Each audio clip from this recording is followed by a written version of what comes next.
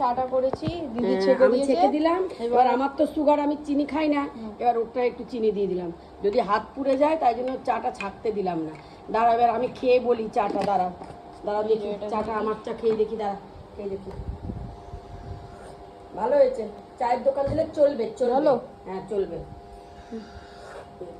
আর চায়ের দোকান দিলে নাম হবে পাকার চায়ের দোকান। তুমি হেল্পার থাকবা? হ্যাঁ বাবা, অবশ্যই।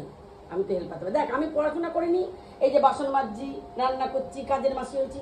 আমার মতো তুই যেন চায়ের দোকান দিতে না হয়, ভালো করে পড়াশোনা করবি, ঠিক আছে? সব বাবা মা বলে, যা লোকের বাড়ি বাসন মাজ, গায়ে তো লোকের বাড়ি পাঠিয়ে দিচ্ছে বাসন মাজার জন্য। বাবা মা বুঝলি, এ লোকের বাড়িতেই বাসন মাজছি। বাবা মার কথা ঠিকই হয়েছে। আর কি, বাসন মাজছি, ঘর মুচ্ছি, নেতা কেতা, জামা কাপড় এসব করে পরে জীবনটা আমার কেটে গেল। এই যে দেখো এত জামা কাপড়, হ্যাঁ এই যেগুলো কেটেছে এখন মেলবো।